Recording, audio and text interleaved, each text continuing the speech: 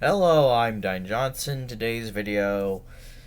Honestly, I've talked about shitty real life people. Not time for me to talk about a fictional person. Today I'm going to be talking about why I don't like school days, and spoiler alert, the main character is going to come up a lot. Like a lot. One of the main defenses I hear of school days is, oh, well, it's realistic. I actually have to disagree. It's melodramatic, and again, these characters don't actually act that much like real life people would in this situation. So I'm going to give a brief overview of the plot. Basically, a horny high school boy develops a crush on a cute, big titted, shy waifu. Ooh, ooh, ooh.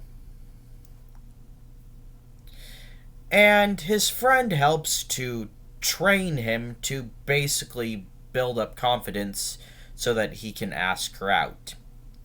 When they start dating, it's all fine dandy.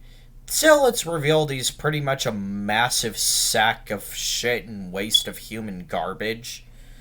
Basically, since she doesn't put out, he chooses to try to force himself on her, guilt trips her over not putting out, then cheats on her with his best friend while refusing to break up with her and getting mad at other guys that talk to her.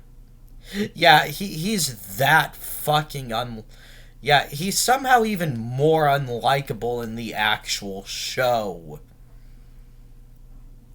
Well, in the end, basically, his neglect drives her crazy.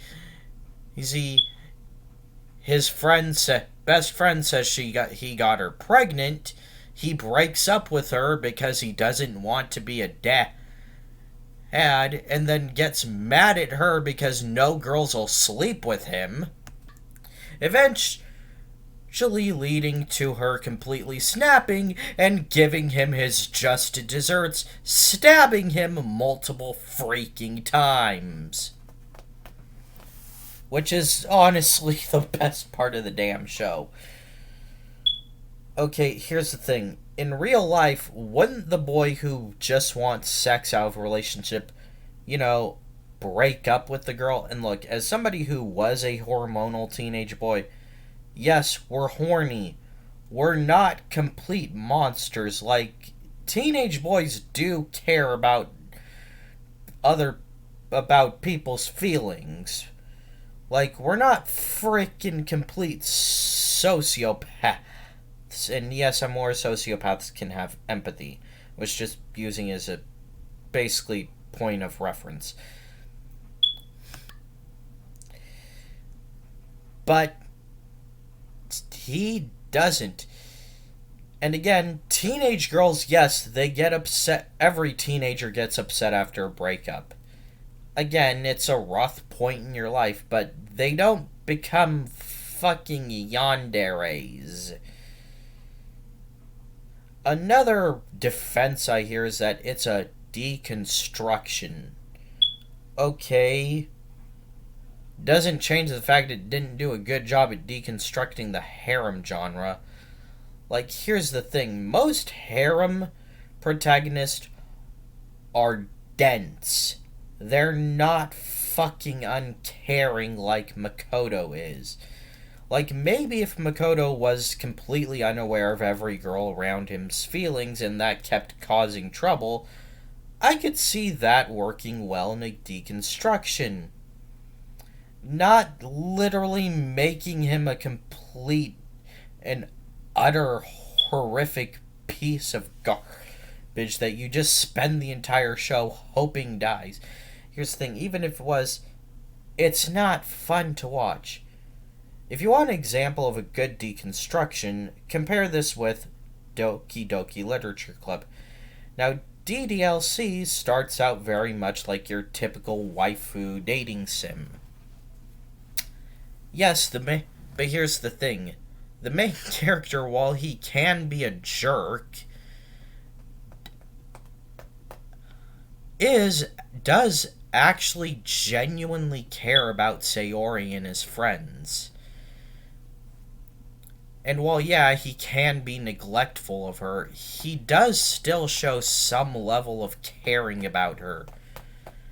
And while, yes, he doesn't handle his best friend's depression well, it's pretty well shown that he doesn't really take anything seriously, and this is the first time he's being forced to confront a tough reality of life.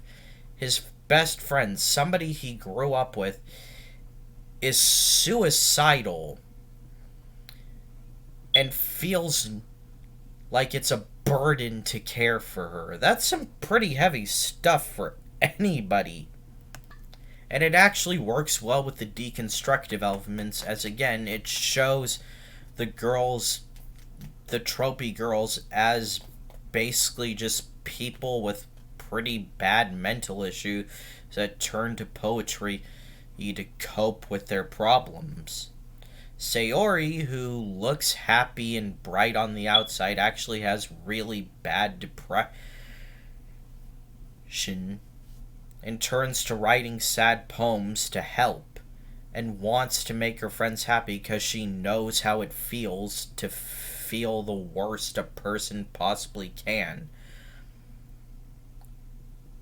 Natsuki, while she is upset and standoffish, is an abuse and neglect victim who feels like she's losing the one safe space she has. And that's why she doesn't like MC-kun at first. Yuri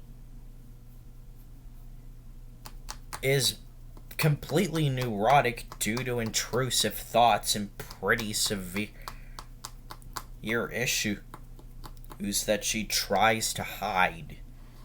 She's also so deeply insecure. And oh god, the Sayori suicide scene. Trigger warning here. Again, this scene actually really works because you actually see the main character. Because the main character basically has just shown that he does genuinely care about Sayori and was trying to cheer her up after one of her worst fucking days. But then you see her poem, which is just the words, "Get out of my head," repeatedly, followed by, "Get out of my head before I show you how much I love you. Get out of my head before I do what you were always telling me to." Something like that. Which pretty much rings off the bell that, Sayori's gonna hurt herself. The main character runs to Sayori's home, but it's too late, and you're forced to see her lifeless body. You see the main character finally realize what his neglect did. Finally realize how his mistreatment of Sayori affected her. And finally he breaks down, blaming himself for the death of his best friend, pretty much saying that nothing will ever be happy again. Then end. Here it's just, well, I'm gonna keep sleeping around. In school days, basically, what? You caused me problems. I'm gonna keep sleeping around. Whoop-de-dub-de-do. Oh wait, Konoha, yeah, I'm gonna go with you now because you're the only girl that'll sleep with me. What? A knife? Die, die, die. And honestly, pretty much most of my problems come to with the show come down to, one, it's not fucking enjoyable. It's a complete slog to get through. And two, Makoto, who I'm just going to say, I pretty much want this guy to be shot, burned, and thrown into a fucking river. He's that fucking horrifically unlikable. Let's have a favorite day. Bye.